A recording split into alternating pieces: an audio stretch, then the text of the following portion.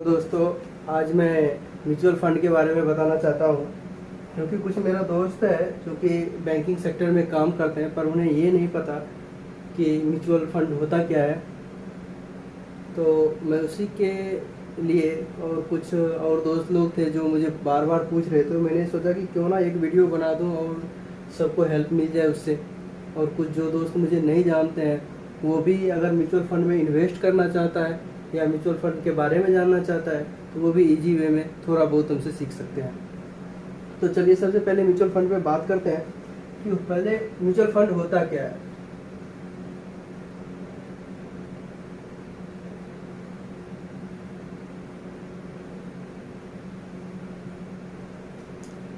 तो सबसे पहले mutual fund is a group of investment platform.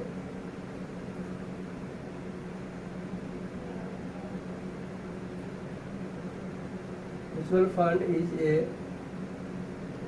Group of investment platform.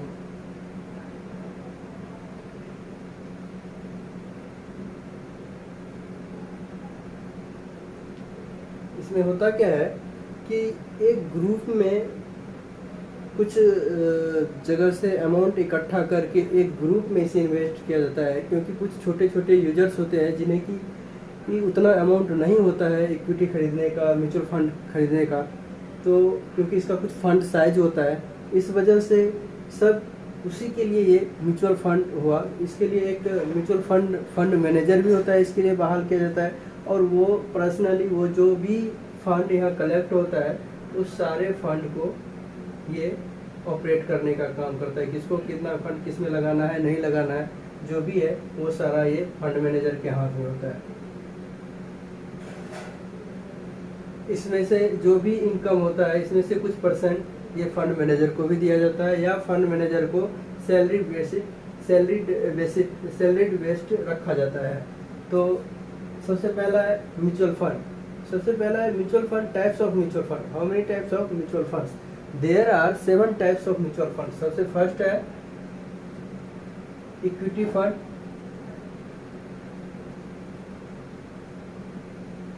Second one है balance fund,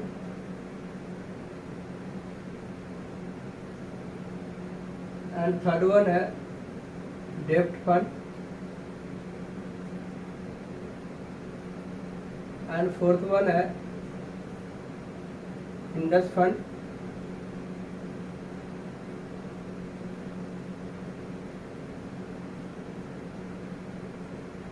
and fifth one है gilt fund,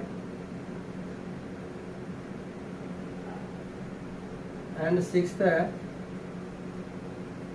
liquid fund,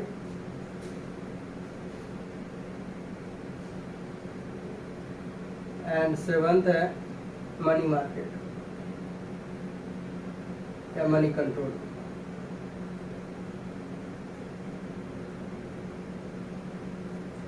या money market.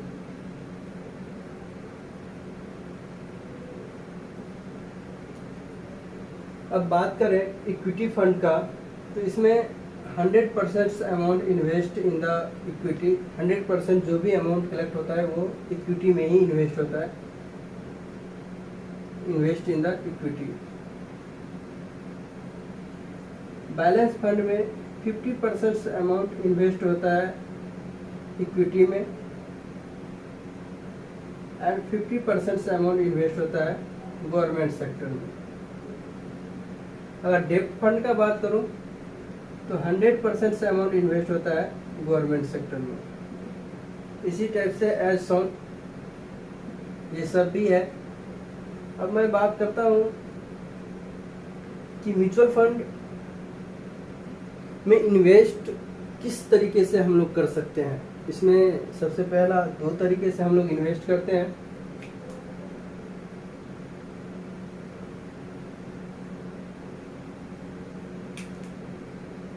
एक है lump sum,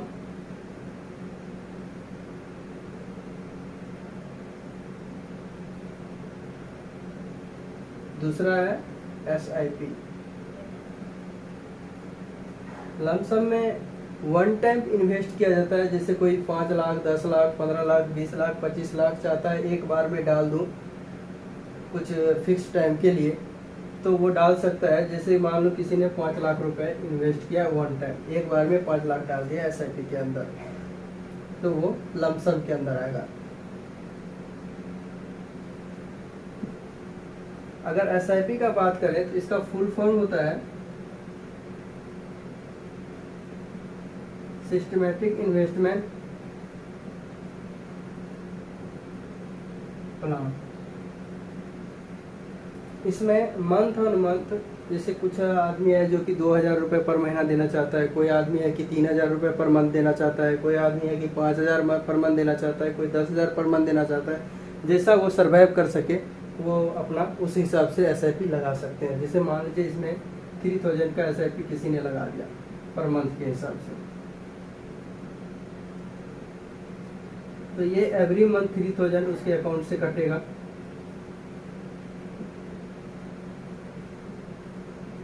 up to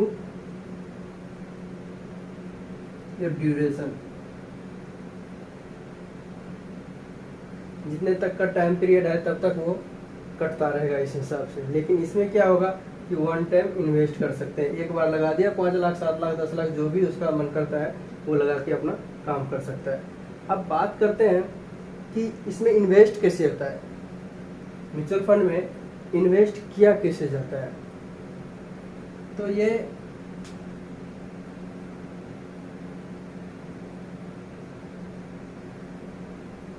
और bank कैसे इन्वेस्ट करता है, तो ये 3 तरीके से इन्वेस्ट होता है। सबसे पहला है ग्रोथ, दूसरा है डिविडेंड, तीसरा है डायरेक्ट। जो कि ग्रोथ में इन्वेस्ट करने के बाद अपने आप वो रिसाइकिल के अंदर चलता रहता है, अपने आप इन्वेस्ट होते रहता है। जैसे ये मान लीजिए एक बार इसने वो 2 लाख रुपए इन्वेस्ट कर दिया, ये नेक्स्ट मंथ बढ़ के, ये 3 इयर्स के लिए इन्वेस्ट किया है, तो नेक्स्ट मंथ ये बढ़ के हो गया 2,03,000। तो ये 2,03,000 जो है फिर से इसमें इन्वेस्ट हो जाएगा नेक्स्ट ड्यूरेशन के लिए। ये बढ़ के मान लीजिए हो गया 2,08,000, ये फिर से अगेन एंड अगेन इन्वेस्ट हो जाएगा। ये चलता रहेगा cycle up to your duration.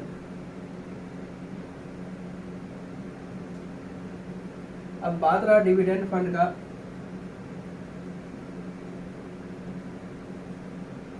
तो इसके अंदर होता है क्या है कि अगर आपने मान लीजिए 2 लाख रुपए इन्वेस्ट किए,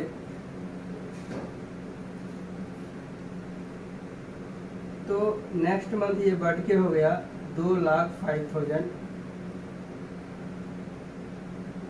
तो ये 5,000 जो है ये आपके अकाउंट में क्रेडिट हो जाएगा,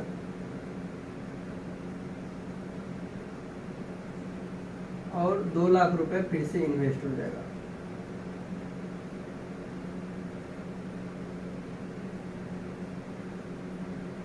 ये फिर मान लीजिए ये बढ़ के नेक्स्ट मंथ हो गया 2,03,000।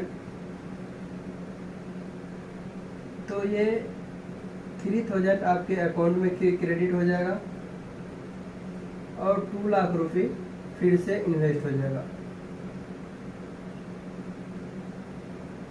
ये साइकिल चलता रहेगा up to your duration.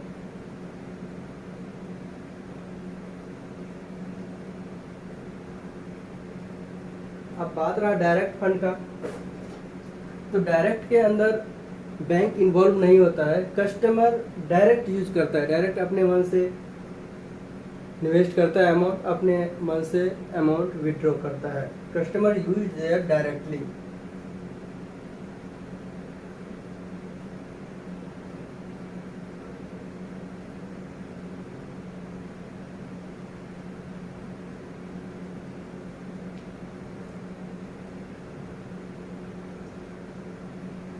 Bank useless, no use bank.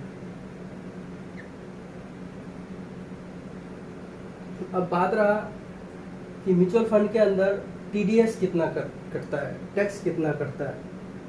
तो टीडीएस का जो है ये for long term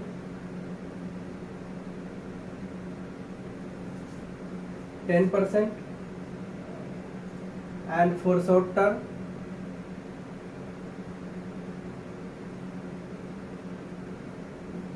15%। Long term जो ये मिनिमम 3 इयर्स का होता है और शॉर्ट टर्म 1 ईयर का।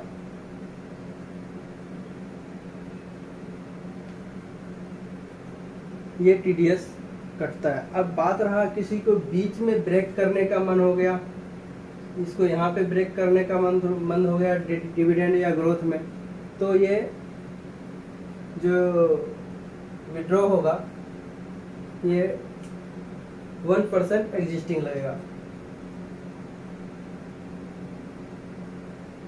Existing reload 1%। यही है म्यूचुअल फंड। अब इसमें एक बात और करें कि हाई रिस्क और हाई रिटर्न का। इसमें एक होता है हाई रिस्क,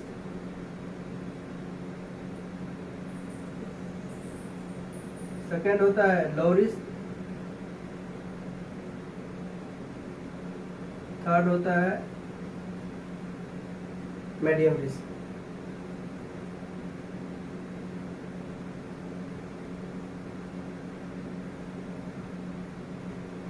जो कि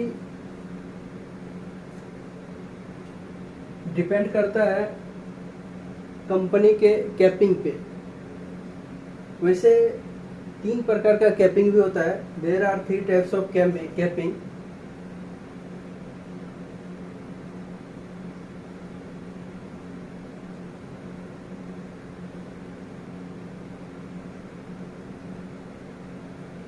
सबसे फर्स्ट वन होता है large cap,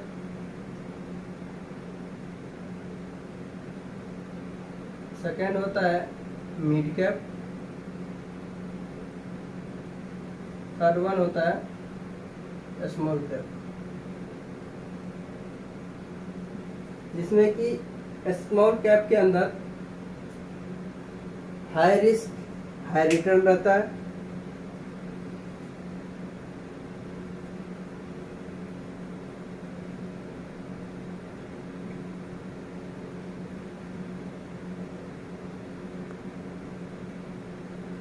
and high risk and high return।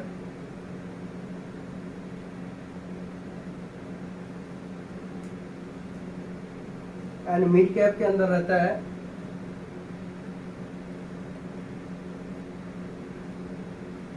Medium risk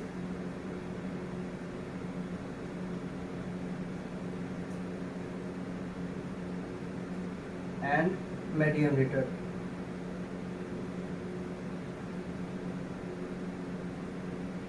and third है लार्ज कैप,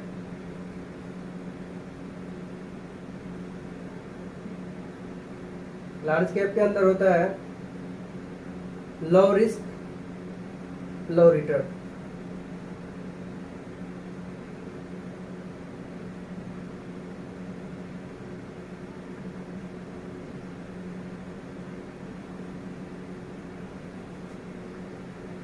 तो इसमें सबसे ज़्यादा बेनिफिट होता है स्मॉल कैप के अंदर, क्योंकि इसमें रिस्क भी है और रिटर्न भी है। और मिड कैप, ये जो कैप है ये डिपेंड करता है कंपनी के वेल्थ पे कि कौन कितना स्कोर है। Thank you. तो ये था म्यूचुअल फंड, जो कुछ म्यूचुअल फंड के टाइप्स हैं जिसमें दिया हुआ।